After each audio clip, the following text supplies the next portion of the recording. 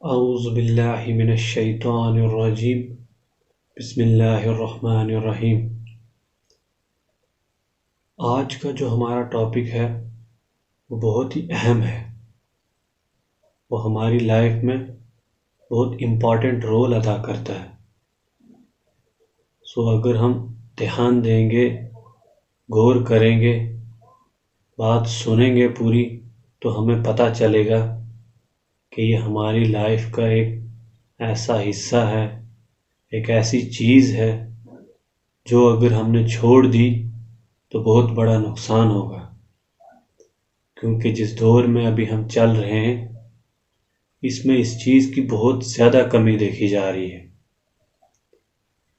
آج جو ہمارا ٹاپک ہے وہ پیشنس کے بارے میں ہے، صبر، جس کا قرآن پاک میں یوں آتا ہے ان اللہ مع الصابرین، کہ اللہ ان لوگوں کے ساتھ ہیں جو صبر کرتے ہیں، پیشنس رکھتے ہیں۔ جب ان کو صبر ہوگا، توکل ہوگا اللہ پر، تو اللہ ان لوگوں کا ساتھ دیتا ہے۔ تو ہم نے دیکھنا ہے کہ ہم اس چیز میں کیوں لیگ کر رہے ہیں، اس چیز میں ہم پیچھے کیوں ہیں۔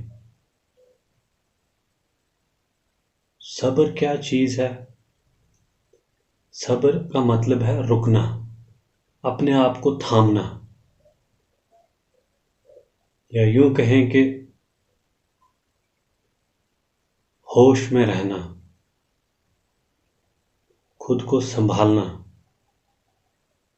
کیونکہ ابھی جس ٹائم میں ہم ہیں، ہم کہیں آفس جا رہے ہیں، کہیں نہ کہیں ہمارا ایسے لوگوں کے ساتھ رابطہ ہوتا ہے، یا ان کے ساتھ ہمارا فیس ٹو فیس کچھ ایسے معاملات ہوتے ہیں جہاں پہ ہماری ڈیلنگ ان کے ساتھ ہوتی ہے، اور ہمیں یہ سب دیکھنا پڑتا ہے، سننا پڑتا ہے، کوئی کڑوی بات سننی پڑتی ہے۔ تو ہمیں اس ٹائم پہ صبر رکھنا ہے، پیشنس رکھنا ہے، ہڑبڑاہٹ میں نہیں آ جانا ہے۔ جب ہم صبر رکھیں گے تو اس کا پھل ہمیں ملے گا۔ اگر آپ ایک آفس کی ایگزامپل لے لیں گے جہاں پہ آپ کام کرتے ہیں، اگر آپ سے کوئی سینئر ہے، اس نے آپ کو کوئی کڑوی بات بول دی، آپ کو اس چیز کا برا لگا، لیکن آپ نے صبر کیا، تو کل آپ اس پوسٹ پہ ہوں گے، اس جگہ پہ ہوں گے، تو تب آپ نے یہ معاملات دیکھنے۔ صبر ایک جس انسان کے اندر ہے، ایک بہت بڑی نعمت ہے اللہ کی، کیونکہ یہ آج کل جو دیکھا جا رہا ہے کہ جو معاملات آ رہے ہیں، یا جو لوگ پوچھتے ہیں کہ ایسا ہو گیا، تو اس کے پیچھے کی وجہ جب سناتے ہیں لوگ یا دیکھا جاتا ہے تو وہ صبر کا ہے۔ کوئی صاحب بولتے ہیں کہ ہم آفس سے آئے، کچھ الجھن تھی، کچھ پرابلمز تھی آفس کی، گھر آتے ہی جھگڑا ہو گیا تو جلد بازی میں طلاق دے دی۔ ہم یہاں تک پہنچ گئے ہیں، ہمارا غصے پر کوئی کنٹرول نہیں، کیونکہ اس ٹائم انسان کچھ بھی بول دیتا ہے۔ یہی وہ ٹائم ہوتا ہے جب ہم نے کنٹرول کرنا ہوتا ہے۔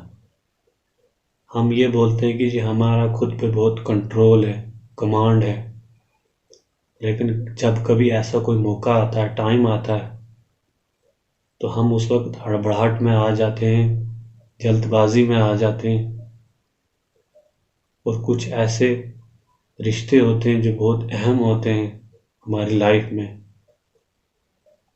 ہم ان لوگوں سے دور چلے جاتے ہیں، اور پھر ہمیں اس چیز کا احساس ہوتا ہے کہ اگر اس ٹائم میں 2 منٹ رکا ہوتا تو آج یہ اتنا قیمتی رشتہ، وہ انسان میرے پاس ہوتا ہے، میری لائف میں ہوتا ہے۔ تب جا کے ہمیں اس چیز کی قیمت پتہ چلتی ہے۔ اس غصے کا علاج جو نبی پاک صلی اللہ علیہ وسلم نے بتایا وہ یہ ہے کہ اگر آپ کھڑے ہیں تو بیٹھ جائیں، اگر آپ بیٹھے ہیں تو لیٹ جائیں۔ کیونکہ ہوتا کیا ہے کہ جب ہمیں غصہ آتا ہے، اگر کوئی انسان لیٹا ہے تو وہ بیٹھ جاتا ہے، جو کوئی بیٹھا ہے وہ کھڑا ہو جاتا ہے غصے میں۔ تو اسی کا الٹ کر کے بتایا گیا ہے کہ آپ ایسے کریں، کھڑے ہیں تو بیٹھ جائیں، بیٹھے ہیں تو لیٹ جائیں۔ اور اس کا ایک اور عمل بتایا گیا ہے کہ اعوذ باللہ من الشیطان الرجیم پڑھیں۔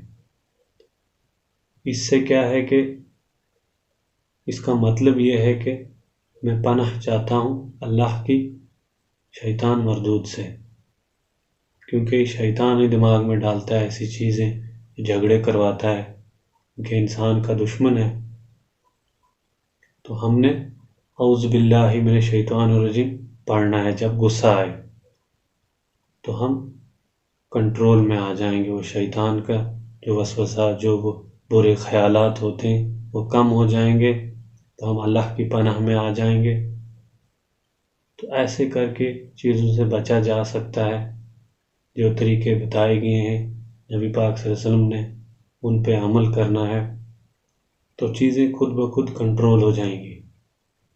صبر سے جو انسان کی شخصیت پہ جو اس کا ایک اثر پڑتا ہے، جو وہ اس کے دماغ کی ڈیولپمنٹ ہوتی ہے، یا انسان جب اس لیول پہ پہنچ جاتا ہے جس کے اندر پیشنس ہوتا ہے، ان چھوٹی چھوٹی جگہوں پہ جب وہ خود کو کنٹرول کرتا ہے، تو پھر وہ اس لیول پہ پہنچتا ہے کہ اس کے اندر اتنا پیشنس آ جاتا ہے۔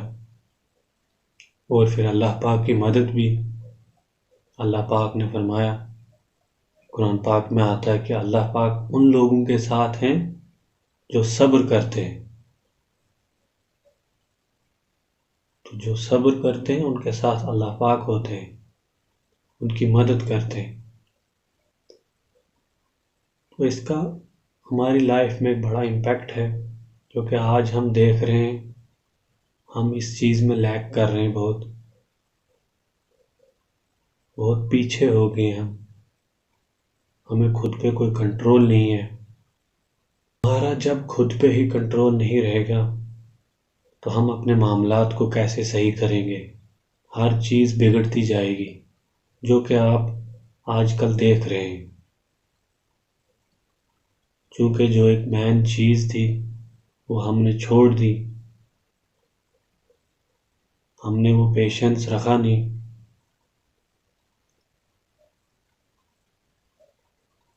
جو یہ صبر ہے یہ ہمیں ہر جگہ کام دیتا ہے۔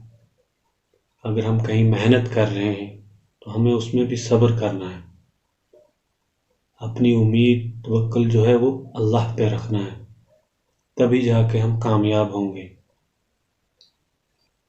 وہ ایک شعر تھا کہ کچھ لوگوں کو گھر سے نکلتے ہی منزل مل گئی، اور کچھ ہماری طرح ابھی بھی سفر میں ہے۔